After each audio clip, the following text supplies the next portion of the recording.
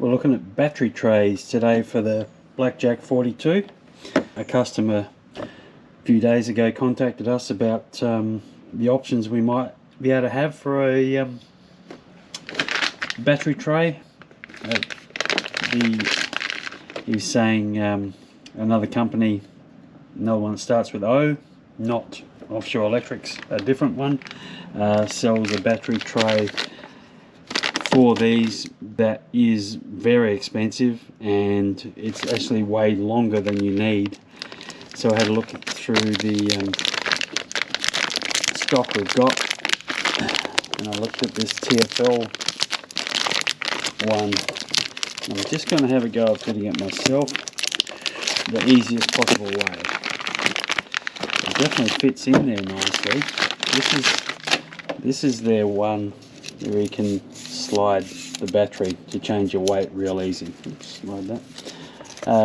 So that's, I believe that's what the other company was sort of looking at as well. The double the price one. So it's just a matter of just mounting this in here. It's almost like it's made to fit in there. It's like the width is just perfect. You put a 4S battery inside there without a problem, and once that's bolted in there, you just take the battery out and plop it in there easy. Before I was just using these reusable cable ties to hold my batteries in here. They make one that's like that long, so we could easily have one that goes the length of that, but anyone who's got one of these boats knows you're never going to be mounting your batteries back here. It's always going to be toward the front. Okay, so that's what we're working with there. So the idea is you epoxy these in to the bottom of the boat, and then after that's in there, then you screw these in there. So all I need to do is just make that bit, I need to fill that there. Hopefully you can see that little area there. Just fill that to make it level with these ones up here. So I'm just going to use a bit of wood.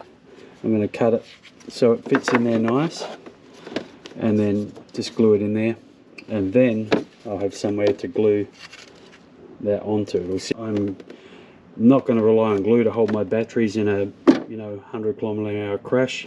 I'm going to have the batteries in there, and then I'm going to put some foam on top anyway, just so they can't come out.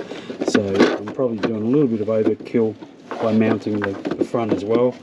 But really, how long is it going to take to cut up a bit of wood, shove it in there and glue it in, Alright, so I've just cut up a couple of pieces of wood. My problem is I'm not really a wood kind of guy. Everything I've got in this shed is for cutting metal, so I used my metal drop saw to cut it, and then it was about that thick, so I had to grind it on my metal grinder to get it down, so the whole place smells like wood now. But anyway, that'll sit in there. I'm just going to epoxy that in, and then I'll have somewhere to mount to glue that onto. Pretty simple. Alright, so now I'm just going to, I've roughed up the surfaces there. I'm just going to drop some CA glue on these now, just to sit them in there, and then I'll take this off and then I'll epoxy them in. So I'll just let that sit, and I'll screw the other side together and do the same on this side. Okay, so the CA glue doesn't work that good. It did manage to stick 2 on there and 1 on there, and when I pulled the trays off, all the other mounts came up with it. So I went to using the epoxy, putting the epoxy on the bottom of them, and the trouble with that is the epoxy gets up into the thread. When you try and unscrew it, it breaks any bond that you had on the bottom there away, and the whole thing spins out. Okay, so I've got them glued in there now. Just waiting for some glue to dry. Just got one more to put on this one up the back there on the right, the front one. I just found it's a little bit easier to use longer bolts, just to kind of sit it in there and make sure that they're pushed all the way down to the floor. Just made it a little bit less fiddly. Okay, so I've got that one in.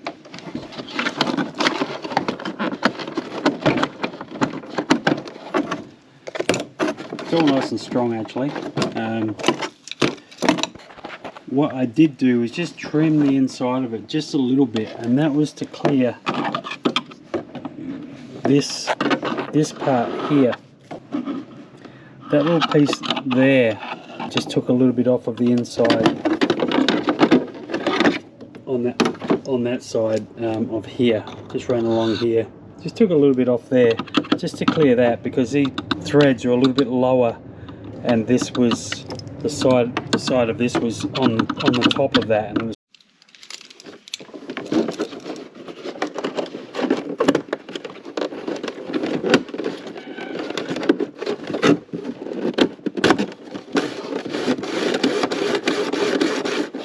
just put your battery on top of that, or put your battery in there before you put it in there, and then drop it in, and then that's it. Adjust it wherever you want.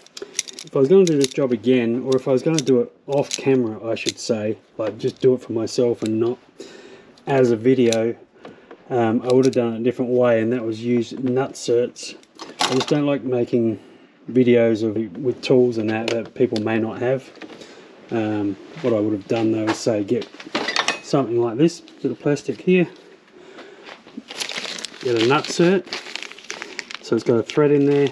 You drill a hole, you just press it in with the tool, and then that thread becomes part of this. Cut this to length, and then I would glue this in. Like, I'd probably use Celastic, like the really good silicone, so it would never come out, and I would have had that done in probably 15 minutes. But never mind.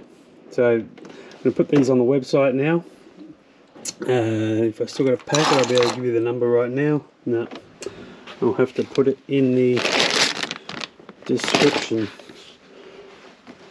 But yeah, it's a nice cheap way, well, nice, you know, a good way to hold your batteries in, and they're relatively cheap too. They're not crazy, and you'll thank yourself every time you got to put your batteries in and take them out.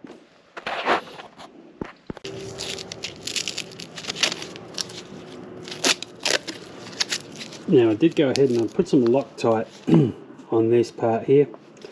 This can unscrew, so I just don't want to be able to that unscrew that's got the thread in it there. I don't want to lose that, that's for sure.